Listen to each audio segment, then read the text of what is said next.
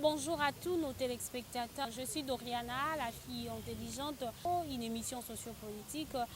Mbotena Mozart qui est derrière la caméra. N'a trop de voir et Tokolembate, Kosolana Bino, Maimatalimbo, Cannabiso, mesdames et messieurs. Et aujourd'hui, toujours Nabandeko ya Proris, Nabangonde Tokosola, Maimatalimbo, Cannabiso, surtout Maimatali, jeunesse Yambo, Cannabiso, mesdames et messieurs.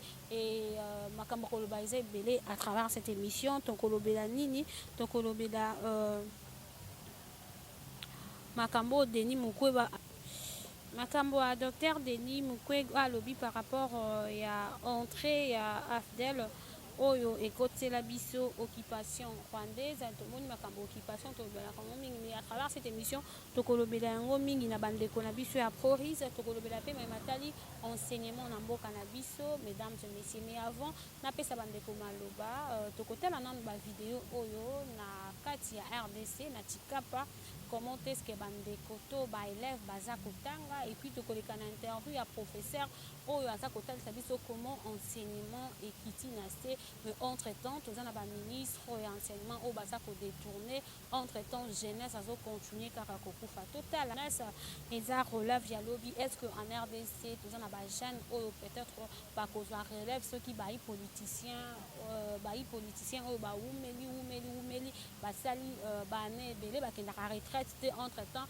ba prof entre-temps ba monsieur ba ko kende ba retraite ba ko tindika bango mais ba mboso ba ko kende retraite. Est-ce que jeunesse o akozwa relève lobby tandis que bana bango ba ko tanga na mikili ya poto et toka ki réaction en président par rapport à enseignement banani ba kozwa relève ya lobby. Donc nazana ba jeune Proris oyo balingaka mpe koloba na ntina ya ekolo Congo na droite na ngai toza na ndeko na droite na ngai toza na TGV Zarko que je dis bonjour et bienvenue. Bonjour Maman Doriana, la fille intelligente. Bonjour na ba internet nyonso baekolanda biso. Bonjour na bandeko na ngai nyonso baza na Beni, Mutembo, donc nord, sud, nord, Kivu, sud Kivu, Ituri. Mbote na bino isika bozali, TGV aza de cœur na bino et puis la famille va perdre toujours bandeko nas ensemble na bino et tokobunda elongo jusqu'à ce que tokolonga. Tomoni ndeko Martin Fayulu avant na présenter ndeko ko lobeli pe opesi mbote na bandeko ba na Esther komba ko bunda tomoni asangisaki bayi aye ko lobela na tina docteur Mukwege alobela ki si rapport mapping kosala ba marche abimi kolekoya bakokita na terrain pona kobunda na tina etali partie est etant que omona mboka réaction na kozala nini na courage au ndeko Martin Fayulu na ba honorable bébé bazui pona kobunda na tina bandeko na biso ba kokufa chaque jour na mopanzi ya est du pays. Merci mingi Maman Doriana na lobaka toujours eloko moko bayi politique bali na problème moko très sérieux. Problème très sérieux na ezali basé na psychologie. On dirait ba loge ba kota ba yebisa bango na objectif il faut bloquer psychologie ya bato. To boité oui marche mais finalité à marche ezali nini? Finalité à marche ezali nini? Problème des awana parce que tout le monde moi j'ai marché avec mon frère père son âme aussi Mukendi. Famille, Tikala Karaboy, papa Ferdinand, père, son âme, le père de Rossi Mukendi. Akufa, moi, na Tikala, bon, c'est Tikala, bah, comme ça, bon, la commerce, c'est mon boy. Mais, Kobi, ma pour la bande qu'on a vu sur la Est, ils ont malamu, mais il faut finalité nango. Finalité nango, il faut la makasi et booster. Mais bango, bah, monsieur, bah, politique, bah, ça, là, pour na intérêt na bango, donc, bah, bimisi bino. Bayakokufa bakufi bayimakile kotanga etangi po bango ba jouir na sima ya makile ya bato ya bana mboka mezali malamu te likanisi wana ngai na ko soutenir yango te ngai personnellement na boyebi nga bien TGV les voyants le résistant au Congo na ko soutenir ba démarche wana te. Pourquoi na ko soutenir yango te? Parce que ça na finalité mon côté ya malonga, parce que nous on a besoin de résister là où le pays est occupé. Et bande qu'on a biso ba ko kufa eza na discours mo susté beaucoup mais la bango na moto. Tout mon exemple gars na Ukraine na pesi musika te Ukraine. bandeko baye kokufa na guerre oyo ezali kobundama kuna me bomoni bamusicien bamiso bastar na bango bavedete na bango batiki makambo mosala na bango bandimi kosimba monduki mpo na patrie bandimi kosimba kobunda bitumba mpo na patrie bandeko na bango makili ezotanga bakei kobunda me biso ezali bamarche te ezali bamarche te Fayulu soki alingi asesa marche azwa monduki eloko esengi na mboka kozwa monduki mpona koboma bato koboma mpe bato baye koboma bandeko na biso eza teke lokola moto ya kokata mwana na loboko aliyo kotala ye oya na ndenge ya négociation toza na ndenge ya marche bwana misusu balanda kokufa non moto akati mwana na loboko yo mpe kata ye moto soki okokata ye loboko oyo eza important yango wana parce que na mboka oyo bayi politique bayi kosaka na jeunesse et puis d'ailleurs moi je lance déjà l'appel la jeunesse ne sortez pas la jeunesse ne sortez pas parce que bayi politique bayi koexploiter bino bobima te mpona makambo wana soki tokobima ezali une fois pour toutes soulèvement populaire esalemi na mboka wana tozwi libération totale mais soki bakomisa jeunesse bobimi lelo bozwi na bandako bozwi bagaz bao bakobuka na makolo babukani bao bakozoka bazoki mpona intérêt na bango bakolela yango bambongo en tout cas moi je n'encourage pas cela et jeunesse je vous appelle ne sortez pas na bamarche wana Fayulu oto banani tout consort sont des politiciens qui travaillent pour l'occupation moi je le dis clair. Ils travaillent pour l'occupation. Tout ce qui est possible. D'ailleurs, il y a écouté le Kolobate, Moussou Kolobelo, on y a des fruits à l'Occident. Et tous, d'abord, ils ont des fruits impérialistes. Vous devez comprendre. Ils ont des fruits impérialistes. Et nous, mon tour, ils ont des fruits impérialistes. Jamais, jamais, jamais. Alors, comme ça s'appelle les bandas. Ce que ça s'appelle les bandas, ils ont pour l'intérêt na yé. Ils ont pour l'intérêt na bisoté. Et d'où, moi, j'insiste, la jeunesse congolaise, ne sortez pas dans des appels de politiciens congolais que moi j'appelle, des politiciens qui travaillent avec l'occupation, des politiciens qui occupent le Congo à travers le Rwandais, à travers l'Occidentaux. Bolinga bango te bo bimate. Ce qui boko bima et il faut un soulèvement populaire pour libérer mboka na biso. En tout cas jeunesse, bozana bobungité, bo garder penda vision na biso o esengeli ya soulèvement populaire article 64 ikozala malamu. Et na moni olobaki sur kambu ya docteur Mukwege alobaki pona ba rapport mapingi wana. Sortez le rapport mapping. Les leaders politiciens que moi j'appelle, car on se répéter dans 4, n'est-ce pas? Bakomo na bango, nga na na tangu te otanga bakomo na bango, te bakomo na bango se répéter na 4 parce que ba yebi kozo wana. Ba yebi kozo na participer na eloko wana. Politique congolaise na kolobaka no asa eloko pona mboka oyo. To asa eloko pona jeunesse. Azate, ils font des choses pour leurs intérêts pour la famille na bango. Merci beaucoup ndeko TGV tokosongela yo na gauche nanga wana ndeko mulele que je dis bonjour. Bonjour maman Doriana, journaliste très intelligente. Na pesi bino mbote bino nyonso bipai bozali. Koloba malemba wendeni banda. Matinée, ndeni masola matinée politique. Bon, bayi politique awa biso to ya pour kolobela makambo etali résistance mais na kopesa moi conseil na bayi politique pe batala pe mboka totala oyo eza intérêt na biso te totala mboka nyonso ekoya na nsima soki toza na amour ya mboka oyo bayi politique tokochange mboka oyo pe bato bakosepela na makambo oyo biso toza nango posa po tosala na bayi mboka. Merci beaucoup ndeko mulele tozongeli yo ndeko TGV outi kotala kama ba vidéo oyo ya ba élève na chikapa outi koyoka pe réaction un professeur a expliqué que ndenge enseignement ekiti parce que ba enseignant baza mal payé bon enseignant mosusu azana peut-être akoki kotangisa ntongo ti exemple de 7h à 8h mais omona na ntango wana aza wana te par rapport à ce que oyo ye azwaka eza tellement mokie ke ya yi de professeur mosusu ake na ye bakongo kosala bilanga ake na ye esika boye pour que azwa quand même mbongo oyo permettre survie na ye et puis na bana na ye okoki koloba nini na mayema tali enseignement congolais niveau ekiti très bas même le président a reconnaître yango publiquement. Merci Lissus pour la parole. Na koloba liboso niveau enseignement ekiti trop bas te. Baye koloba niveau enseignement ekiti trop bas bangonde bazali trop bas. Qu'on se le dise. Tout ça quand on a monté babengi enseignant. Nous sommes le seul pays planétaire qu'on a des dirigeants les plus médiocres. C'est la RDC. C'est vraiment la RDC. Et nous sommes le premier pays à avoir au sommet de l'État un abruti. Un monsieur qui n'a pas passé vraiment dans les bancs de l'école. Un monsieur qui sort avec le diplôme dans le bureautique. Vous trouvez ça vraiment normal? Pour Oloba Keno, les bandes à Mboka Keno, niveau enseignement, ils allaient trop bas. Et tout le monde n'a pas de bana. Nazo kende, na okoma malembe. Na bana na biso na chikapa, ba kotanga na mabele. Et bolinku wana na sens wato lobelani parce que l'enseignement est dépendant d'abord na gouvernement. Là de un, soi-disant le gouvernement de Mbouarior, ministre Tony Mwaba, un intellectuel qui vient des écoles des illettrés que moi j'appelle. Vous trouvez ça normal? Moto vraiment zali na bana na yé na katsandaku aloba enseignement est trop bas et puis yo tata donc ministre wana titel ya enseignement azali tata ba professeur azali ko occupé enseignement andibi na ko détourner mbongo. Enseigner pour atteindre sa malamu, il faut ça bien payer. Enseigner pour atteindre sa malamu, il faut bien infrastructure et ça là bien. Tous ces exemples là, c'est nous battre tous à bout. Ce qui n'a lié été.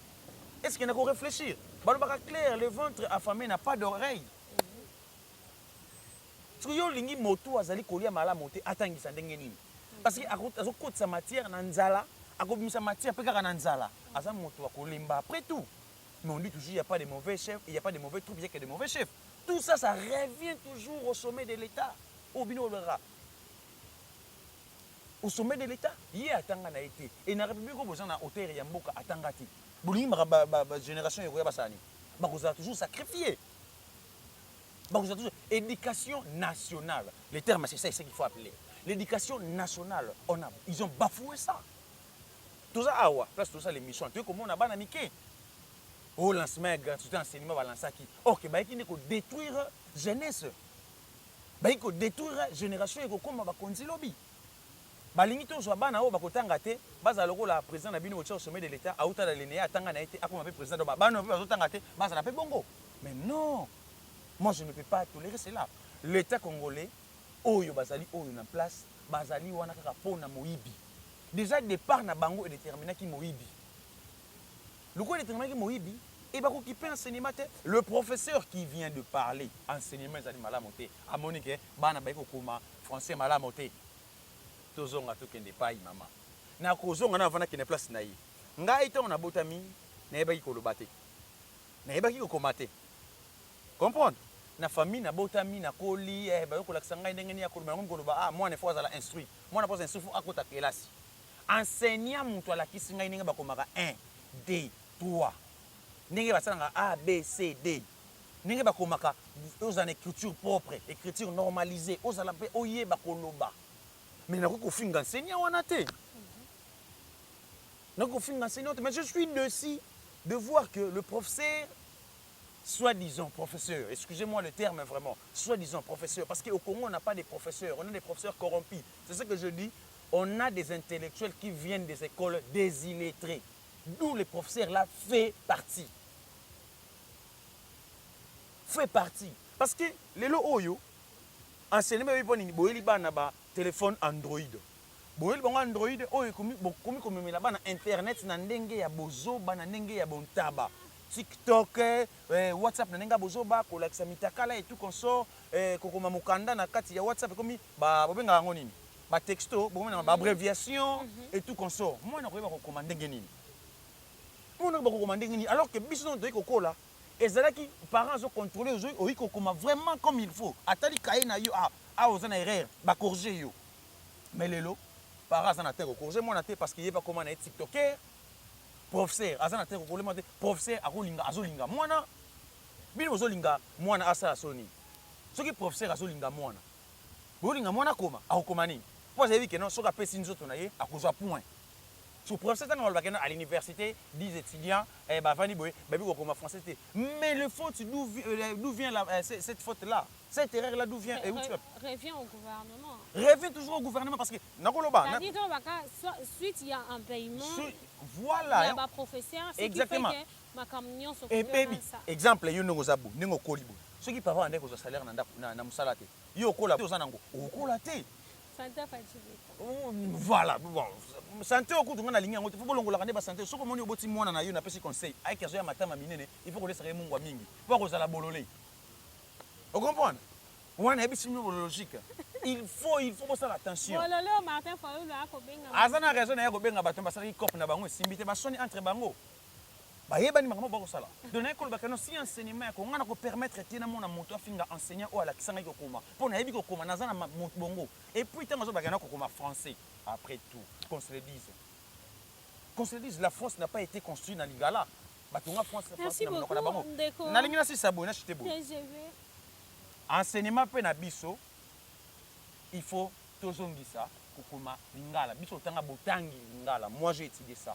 Botangi lingala. Kokoma mokanda na lingala. Il faut que parce que ezali langue na biso, il faut que fier na langue na biso. Français ezali langue na biso te. C'est normal ba na biso ba na complication, ya kokoma pe français wana parce que ezali monoko na biso te. Ndeko te je vais toujours continuer. Oye ko loba nini ndengo moni bana ba ko tanga mais na mabele na niveau ya Chikapa etant que mona mboka to ça pe na ba politicien, to moni que président Fati a salle déjà 3 ans donc 4 ans par rapport à Moussala et Mboka, par rapport à la construction à l'école, par rapport à la gratuité et enseignement, pour nous, tout le monde vraiment dans ma délai et spécifique côté tant que moi Mboka, je pose à dire qu'il y a une politique.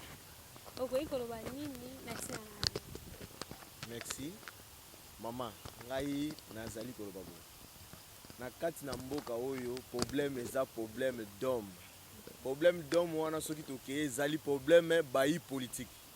Toza na politique ya malonga te na mboka oyo. Pe toza na kati ya mutu ya mboka. Balobi bazo sala ba aventure na basi na bango. Mbongo oyo ekosenga ke ba orientango na éducation pour que ba professeur bazala na ba condition ya bien pour basala bango bazo vanda bango wana ko changer pe tokomona bana na biso bakozala na éducation ya bien pe ba professeur bakozala na condition ya bien po ba pesa bana na biso pe matière ya bien.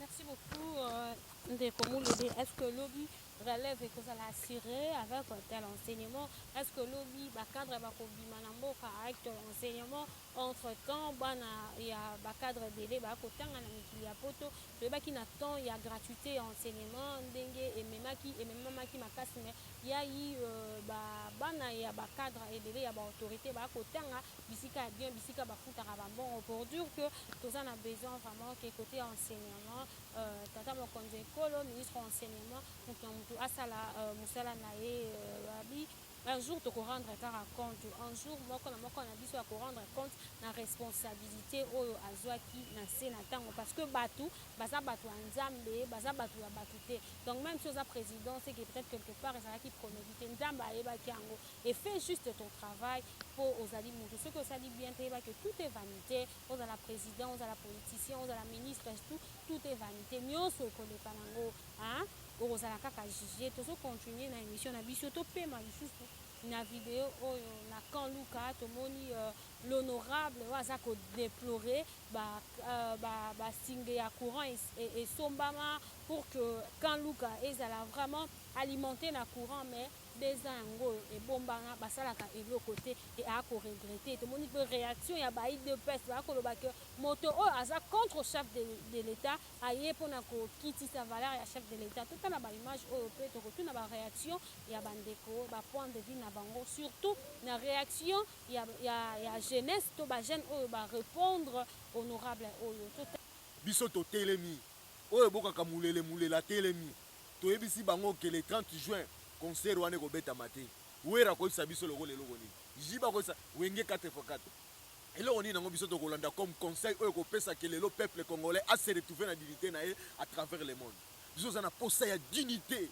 biso na posa to bima na kati occupation biso na posa ya libération ya Congo mulele banka betu telema betu yonso to sauver mboka oyo mabele oyo ko ganga le 30 juin et ko ganga biso so na sima po balobi ke tokobanga liwa te biso nde faut tobangisa liwa yango bafansi balobi ke il faut vaincre la mort faut pas avoir peur de la mort c'est rien lelo bacamarade oyo lelo bakei na mabele lelo bango wana makila na bango eza koganga ya biso mpe koganga ekoganga ya bakoko ekoganga mulele toyebi ke ozali place ozali lumumba place ozali bao nyonso batiki mabele babundaki na ndenge ya bosolo toza na bango le 30 juin eloko moko ekosalema te weranson ne kiri na wana botika bavantire bino nyonso ne kiri na bino wana botika bavantire bozosala wana na mbongo na bino bozwi pachilolo bozwi mbongo na bino pachilolo ekosalema eloko te bino nyonso tozotia bino place moko mutu na bino eza na mabulu lokola kinshasa ekobi na mabulu yango toyebisi bino conseil kobeta te gentili tika badistraction ya parti yo gentili okocrée parti na nini cadre nini yo oza na ye kuna na mayele nini yo oza nango gentili oyo gestion ozalaki gouverneur 2 fois osali eloko nini oyo koloba lelo ke osala parti politique mpo dirige banani parce que parti politique basalaka yango mpona kozwa pouvoir mpo dirige mboka mais non mama eza bato bazokende fo kocomprendre ezali pasi mboka na biso eza na kati occupation wana bakitisi mpo bapesa bayi mboka pasi crise ekoti na mboka ezopesa ngai pasi ngai mulele nalingi nalela devant caméra nabimisa mai ya misu ndeko mobali azolanda 3000 francs atiki ndako azolanda 5000 francs eza pasi bango basali mayibo batie mboka na pasi mpo bato balanda bango me globi lukuta na bino ata toza eloko te me tokotelema makilo ekoganga tokosalela nde mutu na biso soki mutu na bino bozosalela yango na mbongo biso tokosalela mutu na biso na mayele toza baresistant toyebisi yo wana biso tozobunda le 30 juin biso nyonso likolo. Merci beaucoup, Moulele. Nous continuons avec cette émission. Tout comme vraiment, en tout cas, Malobaya Martin Fayoulou, je n'accepte pas qu'il y ait la balkanisation. Et Tenyambo Kananga Koki Kokendete, Martin Fayoulou la télémi pour la côté, mais la balkanisation et puis situation, il y a Est. Tout comme Nabiso Nasuka, Tokosuka, Namalobaya Ndekodeni, Mukwega Lobiko, depuis la soi-disant libération du Zaïre par l'AFDEL, notre pays subit une occupation avec la complicité des citoyens corrompus. Debout Congolais, ensemble restaurons notre unité et regagnons notre indépendance. Ce qu'ici na émission Oyo, moi Suka et puis moi commentaire sur les amis, na mai auto tangi des côtés. Merci beaucoup, merci d'internet, nous sommes pour comprendre que nous sommes toujours en abisso pour éviter TGV à message de la Kolobaboye, TGV à Bangaka et l'autre TGV à Bangaka, Mboka Congo.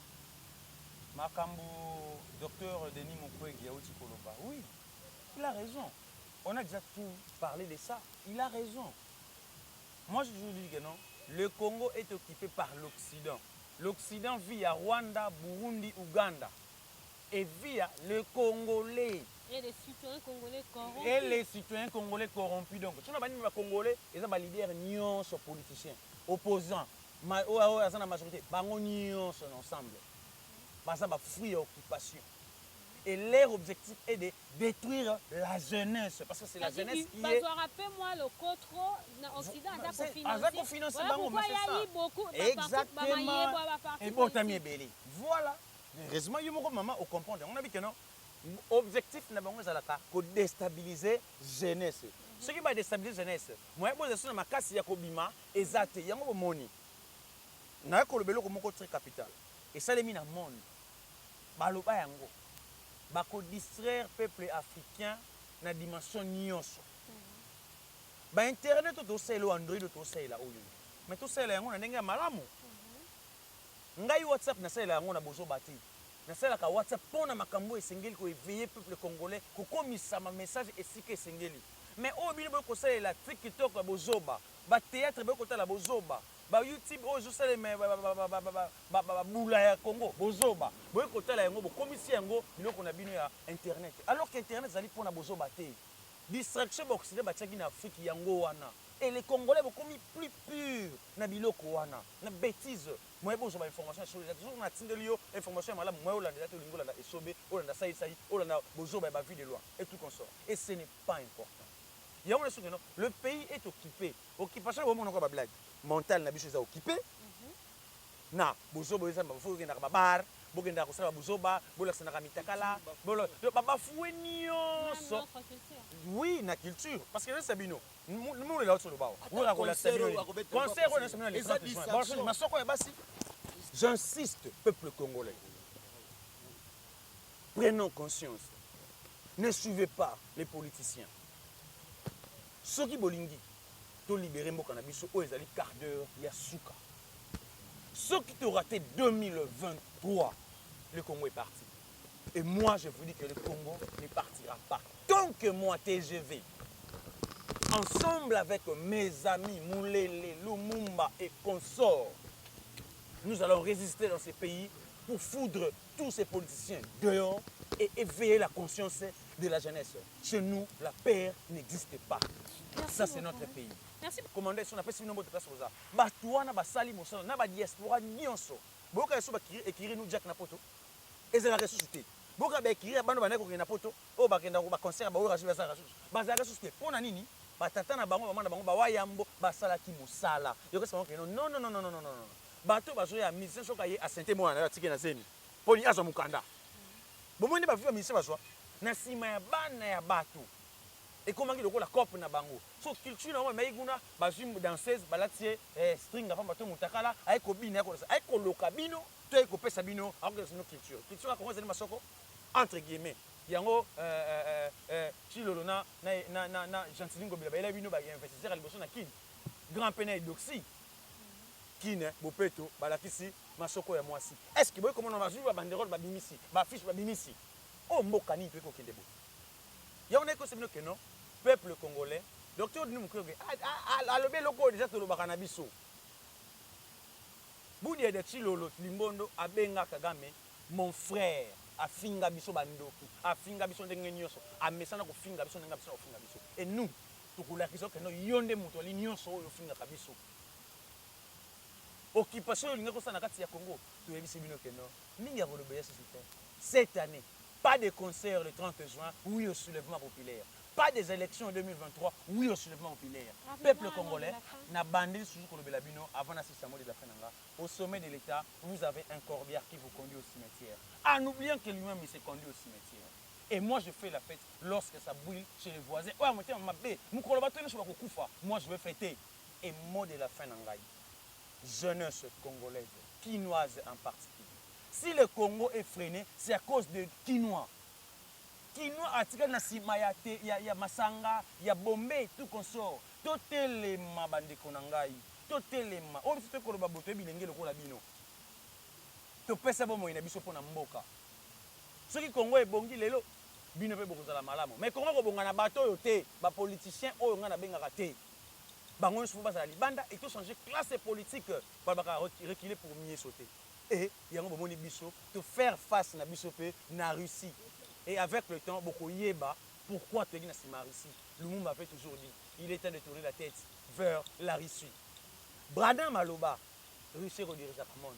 Et pour comprendre la vision Makamono, c'est et nous demandons à la jeunesse congolaise, ensemble avec mes amis, Moulele, Lumumba, Place Zali, tous ces jeunesse, vous avez conscience, boya pour rejoindre Bisso, pour nous rejoindre.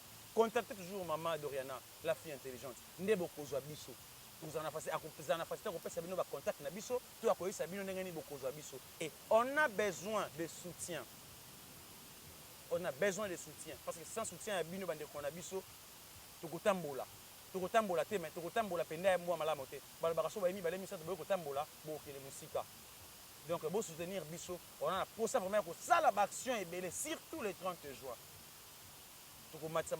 Pas de concert, oui, au soulèvement populaire. TGV, les voyants, Ingeta. Merci beaucoup, TGV. Tozongi na yo mulele. Réaction, il y a bailli, ba jeune, il y a IDFS, face, il y a honorable, à dénoncer le loco. Quand on va le plus honorable, à condamner le chef de l'État, à ça, il y a une campagne à ma vie. Et tant que yo, mon amboka. Par rapport à la réaction, il y a bailli IDFS, vous voyez ngai tant que mon amboka mulele, na yi koloba boy. Ba jeune IDPS nini ko bima na bango comme raisonnement ya malamu na mutu azolo ba vérité. Eza lokola batu moko balingaka vérité te na vie na bango. Ndenge moko na papa na bango oyo akela bango. Vérité na munoko na bango ezali te. Eza problème ya niveau. Niveau eza na se yango zo mona même basoko ko diriger mboka te. Iyo oke komone loko bakotisi demande na SNEL. oke komona eloko babombi mopanzi mpo basala mosala baza kosala mosala wana te batie mopanzi etake yo oza ndoloba molobeli ya peuple otelemi olobi oyo etali vérité bayi dps bon nga na considéraka bango te namonaka ata totikeli bango mboka oyo pendant 100 ans eloko moko te tokobénéficie na mboka oyo yango naza koloba na bango batika raisonnement wana bayi dps bazali batu oyo bakoki kozwa message wana mpo bamema ngo na président eza lokola vérité balakisi kimoyibi batu batiaki quelque part batalake soki bango bazali koyeba lisusu likambo wana tala biloko oyo bopesaki me basali yango eloko te me bango balobi ekofongola ye te mama ekofongola ye te ekofongola bololimisanga na kati molile te ekofongola ye te parce que ye moko ayi moyibi ayibi biso mbongo ya rama comprendre une maison qui est dirigée par un voleur bolingi eloko bana babotama ndenge nini eza lokola satana ndoki babota nini mwana moyibi te eza bongo yango ngai nazali koloba honorable wana azali kopesa bango bainformation oyo etali mboka eza bavérité eloko bato baza koluka yango wana état de droit bayi bango bazoloba kaka état de droit bazoloba eza na monoko état de droit yango pratique eza te yango naza kocomprendre bango te eza problème naloba ke baza na niveau ya classe te bapesaki bango bokonzi oyo bapreparaki te bazalaki bato moko bazalaki nanu na sentiment lelo bakomi na jouissance moko mpo bazwi bokonzi bazoyeba te eloko nini bakosala bazomona eloko nyonso pamba yango nazopesa coup de chapeau na honorable wana akende bongo etake musala na ye ya peuple yango wana honorable ngai napesi yo coup de chapeau kende bongo kobanga bango te eza musala bapesaki yo na population wana tindaki yo na parlement bango bazoyeba eloko bazoloba te parce que mutu na bango eza na mabanga na kati eza na masangu basangisi soki na banini na kati yango ezosala ke bakende ndenge wana. Merci beaucoup à vous le soutien honorable sengeli ko continuer ko dénoncer misala ya mabe na tina na ekolo et azali contre bayi ya IDPS baza ko ganga na moto na bango eloko ezali te. Nous continuons avec cette émission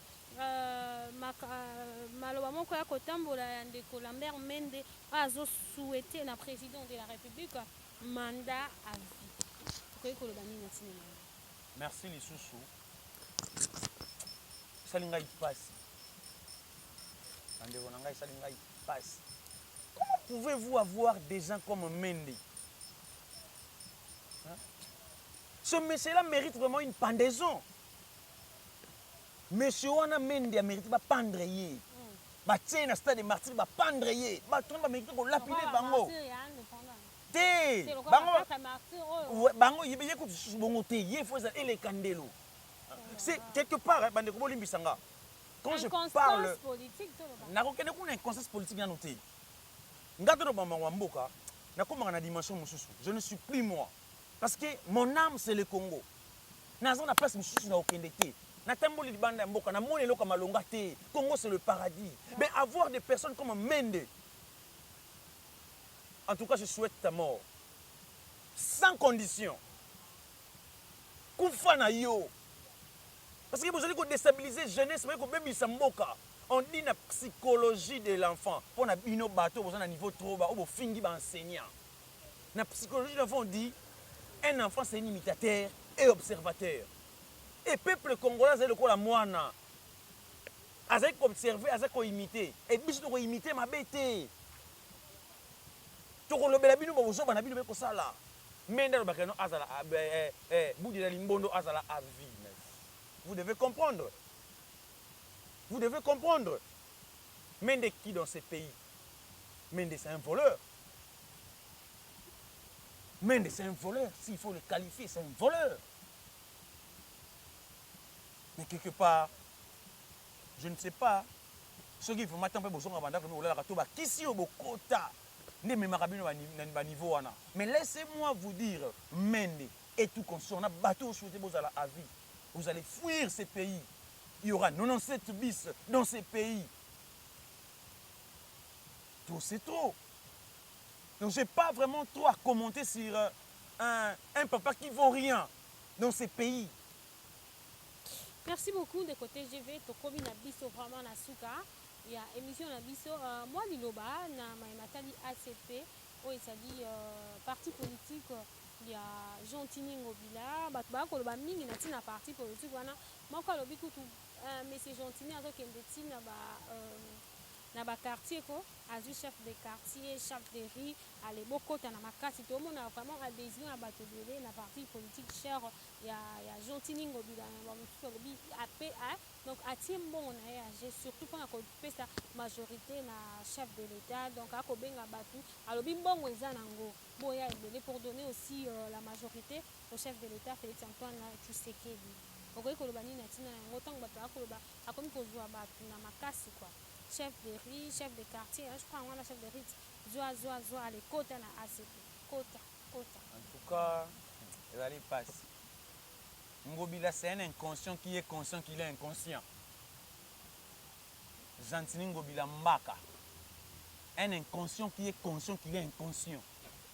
C'est lui. Na moto ya bongo, boy ko lukanini, makila boma na yumbi kuna, ezolanda na moto.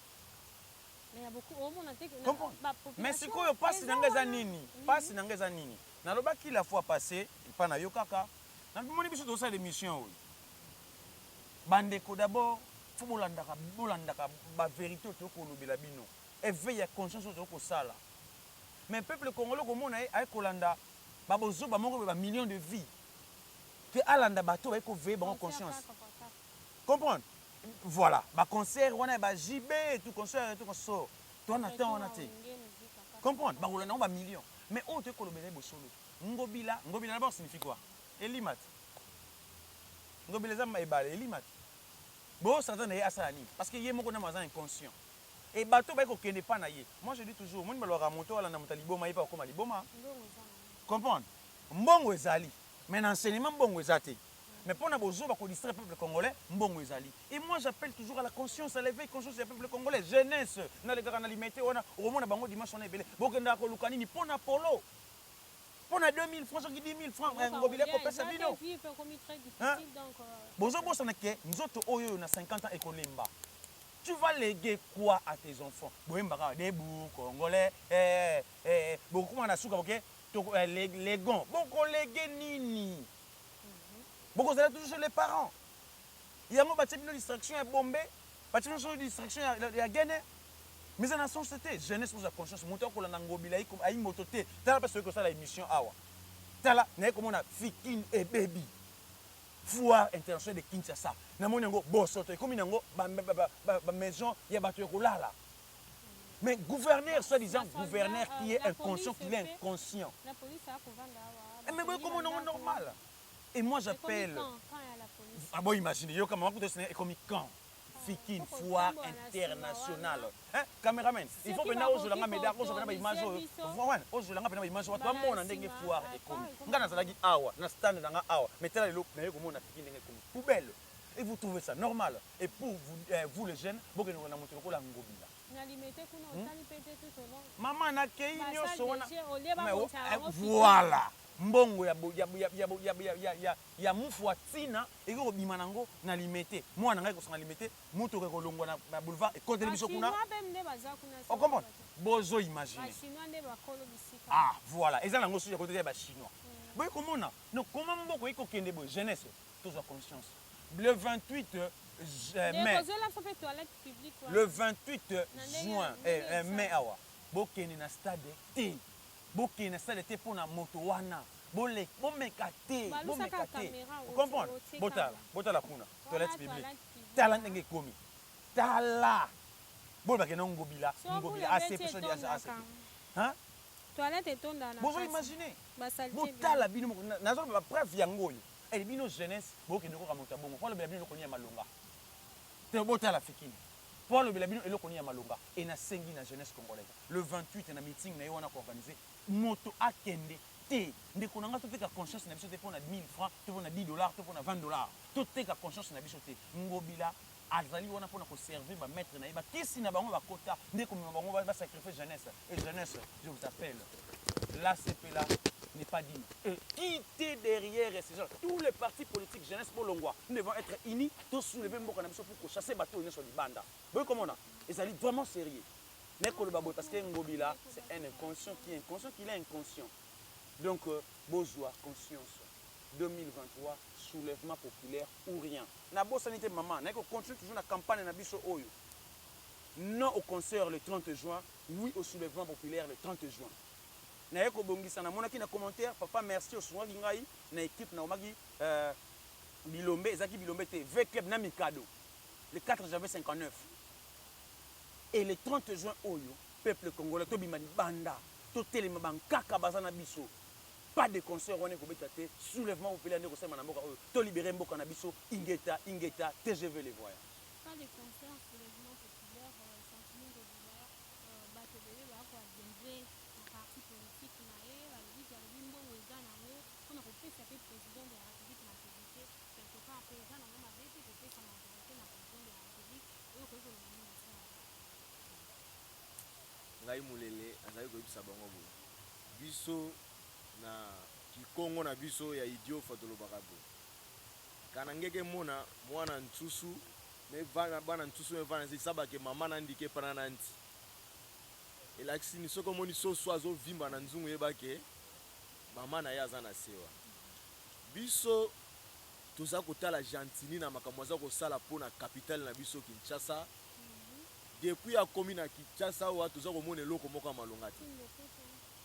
To banana kini bopeto to koma o Kinshasa centre leka lobika Kinshasa centre na seka nanu mabulu etomboki lisusu mama mabulu elekani ba poubelle elekani tozo mona te keza mutu na bango eza salite na mabulu eza na mutu na bango ba video eza na mutu na bango fo ba kunda yango bango bazolinga ba kunda mabulu wana ezo bakisa malisusu ba video eza na mutu na bango mabulu nono ya kokunda liboso eza oyo eza mabulu eza na mutu na bango na ba poubelle eza na kati ya mutu na bango exactement yango wana na yumbi tala makambo asali yango nazokende na camarade nanga TGV peut ba réagir ba lobeza ko diminuer mon conditionnel to ko kitisa chef de l'état eza ba moyen ya ko nuire kaka chef de l'état ko ikoloba nini na situation. Merci lisusu na mlanda ti vidéo wana malamu penza mais réaction nanga ezala trop direct. Kwa boli misanga réaction nanga ezala trop direct. Nazonga tu lisusu que non au sommet de l'état. Vous avez un corbillard qui vous conduit au cimetière, en oubliant que lui-même il se conduit au cimetière. Et vous s'attendez à nini? Vous s'attendez à nini? Parce que le départ détermine tout. C'est le départ qui détermine tout. Bande konanga. Départ et banda ki ndenge nini? Et bien bolinge suka malamu. Et ko suka malamu ndenge nini? Moto azwaki mon solo ya mabiloko wana asombi ko internet. Ake ko internet yango pamba ta. Ako maintenant bateau bakendaki na ye ko internet. Poni balobi ba dénoncer bango te. Ba dénoncer bango te poni balinga non bato sala ngo na moment 2 ans après. Ba yebaki yango. Yo bimisi mbongo mosolo po basala batungulu ndaku l'espace ya 3 mois. Moment na toma batungi te. Okoloba nini? Okotelemela bango. Bola kisangai pourquoi botungi te? Boyebi sanga pourquoi botungi te? Mais ba c'est 2 ans. Ça ce sont de la campagne qu'ils veulent faire. Ma campagne ba oluka ba la vie mutra bango voilà asalaki musala metala biloko ba dengi ba bimise ma bébé tout comme ça to ba jewana sont de G bango ba oluka ba sala campagne pour 2023 pour une élection na bango et au biso de ba 2023 élection zati za soulèvement populaire comprendre donc maintenant le belio na sûr nanga moi je combat ici. Moi je suis résistant parce que le pays est occupé et je combat ici. Moi j'incite, je le dis clair, makila nanga ko tanga pona mboka oyo et j'incite la population congolaise psychologiquement bon se soulever. Article 64, nous devons se soulever. Soulèvement populaire, il faut ça les malakati ya mboka pour chasser tout le monde, tous ces politiciens que moi j'appelle. Oh ils allaient campagne ba ko sala que non, voilà tokangi biloko, moto abomba ke awa. Mais pendant ces temps-là, vous étiez où pour dénoncer cela? Mon qui a suivi. Régime yaba Jusser, régime yaba Chekouler, régime ya Miyibi. Ba ko sala oni ya malonga. Comprendre? Makambo ezali tellement ebele oyo kutu yo soulever kaka moko mais so na yo toyebi soko keno na aéroport makambo na aéroport Njili avant-hier oyebi yango bato babumi na kati ya aéroport Njili bato agent RVA les deuxième na bapassager carburant ezate bato bakomi bavoyager ezate est-ce que vous imaginez carburant ezate na kati ya avion kérosène ezate bato bakomi bavoyager ezate bato someka babillé dis jamais vu na kati ya mboka oyo déjà franchement je vous dis ça nous fait du mal. Moi, j'appelle toujours à l'éveil, à la conscience. Il y a jeunesse. C'est nous l'avenir de demain. Et c'est là, maman journaliste. Et c'est là, on a méda, journaliste, caméraman.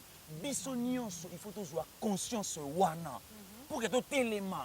Oh, mon salaire, c'est malamu. Oui, qu'on dénonce, qu'on l'exabition na itando ikeboye pour que bandeko, baza mosika, oh bazali, bawe qu'on a besoin d'engoter, bazala informé. Comprendre? Ezali logique. Yebisanga ina moment oyobi que non quand luka pour ezate 2 ans biloko bima balande la té. Si tu as un téléphone boy, tu as un YouTube boy, tu as l'émission internet. Pas de problème, la facilité. As un téléphone on l'a biso. Mais ceux qui na l'église entendre qui on l'a ngandé na zakana courante. À cause d'information d'engeni.